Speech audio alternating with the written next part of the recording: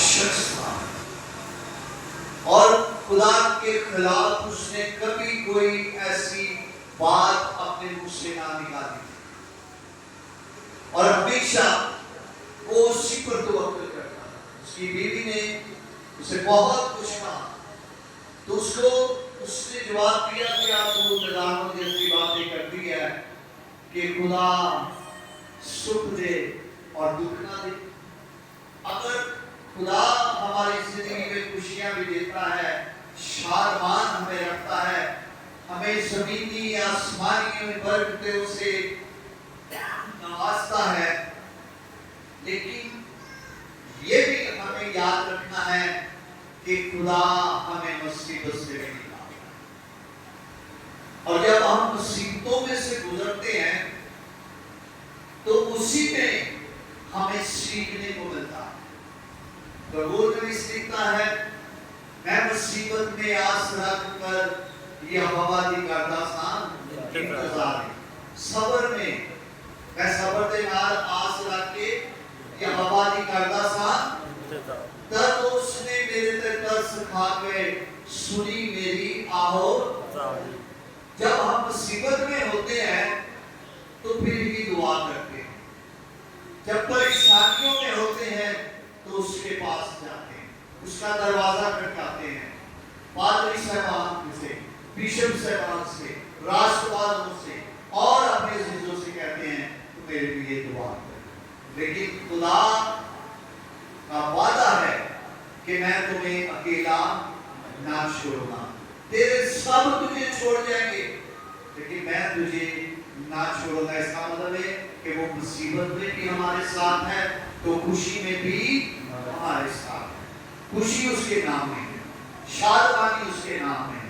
اس کے دائیں ہاتھ کے نیچے جو رہتا ہے، حق تعالیٰ کے پردے میں رہتا ہے، وہ قادر مغوی کے سایہ میں سکونت کرتے ہیں. جو اس کے ساتھ رہتے ہیں وہ انہیں ہر پریشانی مصیبت سے بچاتا ہے. زبور 91 میں لکھتا ہے نا کہ میں تیری بابت میں اپنے فرشتیاں کو بھیجا، میں تیری بابت اپنے فرشتوں کو حکم دوں گا کہ وہ تیری سب راہوں میں کیا کرے، حفاظت کرے. یعنی کہ مصیبت میں بھی تیری حفاظت کو کرتا ہے. وہ کہتا ہے نا میں تمہیں ایسی مصیبت میں نہ پڑنے دوں گا جو تیری برداشت سے باہر ہو، بلکہ اس میں سے نکلنے کے تجھے راستے بتاؤں گا. اور وہ راستہ ہے تیرا کلام میرے قدموں کے لیے چراغ اور راہ کے لیے روشنی. اور دو کہتا ہے کہ جتنے برس جتنے دن میں مصیبت میں نے برداشت کی اب تو مجھے اتنی ہی خوشیاں ہیں. ایوب کا کیا ہوا کہ جتنے برس جو کچھ بھی اس کے ساتھ ہوا اس نے اپنے مال ڈنگر، بچے، بیٹے، گھر سب کچھ اس سے گھر چلا گیا. لیکن جب خدا نے پھر وہی وقت لایا تو کلام میں لکھا ہے اس سے 7 گنا دیا گیا، اس سے بھی زیادہ اسے خدا نے عطا کیا. اسی لیے تو کہتا ہے کہ میں مجھے اتنے ہی برس عطا کر. اور کلام میں لکھا ہے زبور 138 میں، زبور 138 اس کی 7 آیت، خواہ میں دکھ میں سے گزروں تو مجھے تازہ دم کرے گا، تو میرے دشمنوں کے قہر کے خلاف ہاتھ بڑھائے گا اور تیرا دائنا ہاتھ مجھے بچا لے گا. چاہے دشمن ہمارے پیچھے ہوں، بہت سے مخالف ہمارے پیچھے ہوں، بہت سے لوگ ہمارے خلاف کھڑے ہو جائیں، بہت سے ایسے لوگ ہماری رکاوٹیں پیدا کریں، لیکن وہ کہتا ہے کہ میں تجھے اپنا دائنا ہاتھ بڑھا کر بچاؤں. یہ ہے کہ خواہ میں دکھ میں سے گزروں تو مجھے تازہ دم کرے گا. کوئی ہے ایسا شخص، کوئی شخص ہے زمین پر کہ باسی چیز تازہ کر دے؟ کوئی زمین پر ایسا شخص ہے، کوئی ایسا کیمیکل ہے کہ باسی چیز کو تازہ کر دے؟ لیکن وہ کہتا ہے ہاں میں دکھ میں سے گزروں لیکن تو مجھے تازہ دم کرے گا. اسی طرح خوشی بخشے گا جس طرح میرے دل میں خواہش ہے.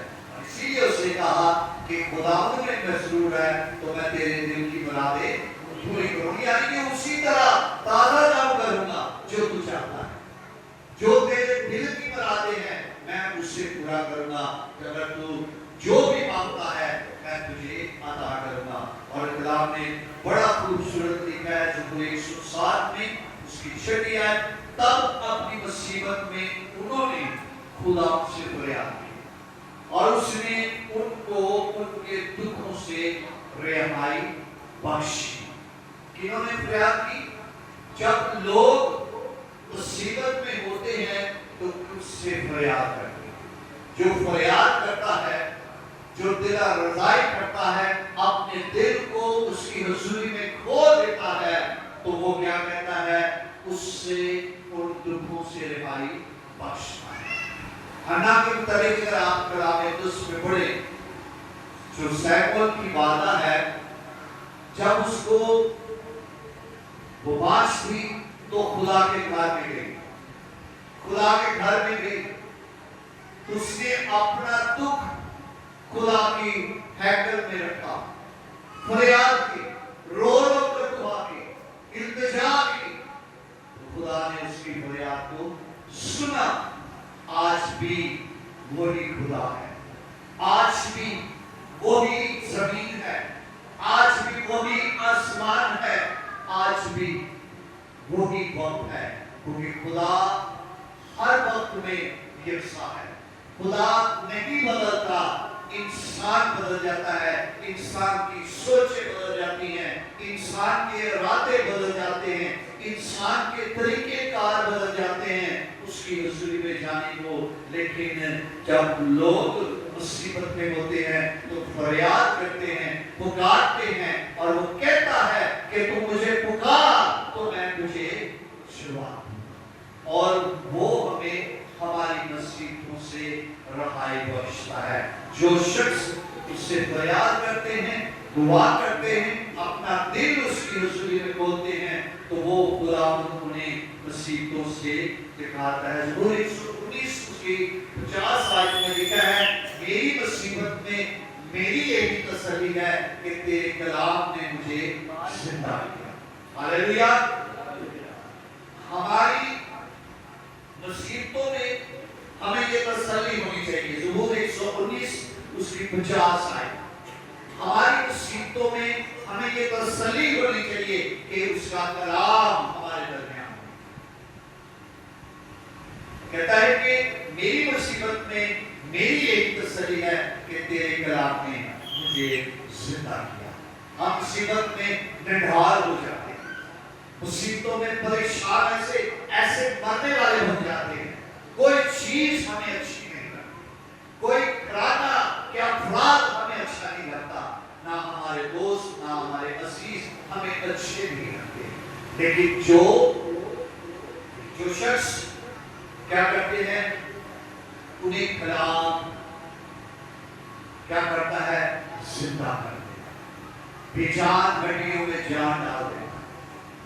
اور داؤد کہتا ہے کلام میں، زبور نویس داؤد کہتا ہے کہ جب فکروں کی کثرت، جب بہت فکریں، مصیبتیں، پریشانیاں مجھے گھیر لیتی ہے تو تیرا کلام مجھے شاد کرتا ہے، تیرا کلام مجھے تسلی بخش دیتا ہے، تیرا کلام مجھے زندہ کر دیتا ہے، تیرا کلام مجھے جوش بخش دیتا ہے، تیرا کلام مجھے طاقت بخش دیتا ہے اس ابلیس سے، ان مصیبتوں سے مقابلہ کرنے کی وہ قدرت دیتا ہے، قوت دیتا ہے، برکت دیتا ہے، اس کا فضل ہم پر ٹھہر جاتا ہے۔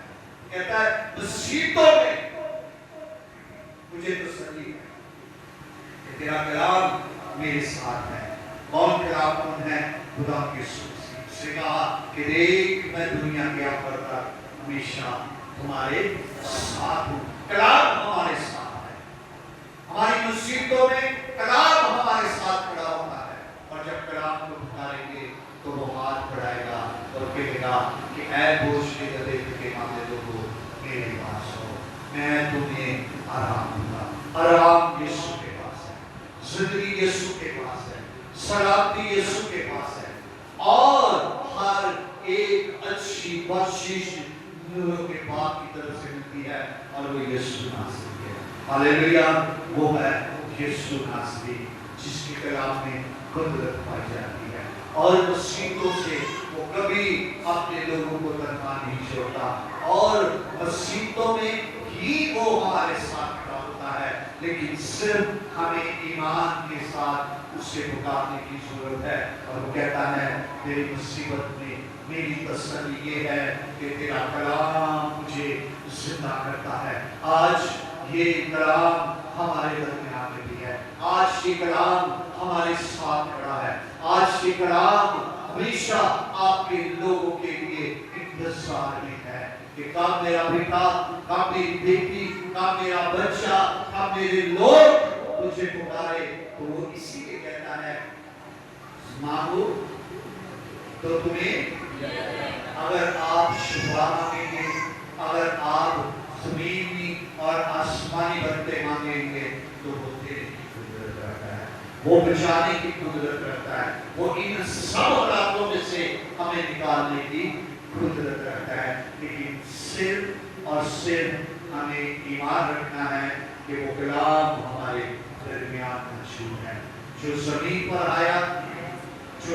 پر آیا اور ہمیں ان مصیبتوں سے نکالا. کیونکہ جو ابلیس ہے وہ ہمیشہ ہمارے دکھ کو ہماری زندگی میں دیتا ہے. لیکن یسوع دکھ نہیں بلکہ سکھ دیتا ہے اور وہ سکھ اس کے نام میں ہے، اس کی حضوری میں ٹھہرنے کی ہے، اس کے کرنے. اسی لیے ضرور 85 زبور کا پڑھے، اس میں کیا ہے؟ مبارک ہے وہ جو تیرے گھر میں رہتے ہیں، ہمیشہ خوش رہیں. ہاللیلویا. جو اس کے گھر میں رہتے ہیں ہمیشہ کیا کرتے ہیں؟ خوش رہتے، اطمینان میں رہتے ہیں. اس لیے کہتا ہے میں تمہیں اطمینان دیے چاہتا ہوں، میں تمہیں تسلی دیے چاہتا ہوں. ایسا اطمینان جو دنیا دیتی ہے. دنیا ہمیشہ دکھ دیتی ہے، سکھ نہیں دیتی. خدا دکھ نہیں دیتا بلکہ سکھ دیتا ہے. وہ سکھ ہماری زندگی میں اس کے یسوع نام میں ہے، اس کے نام میں جڑے رہنے کی ہے، اس کے نام میں ٹھہرنے کی ہے.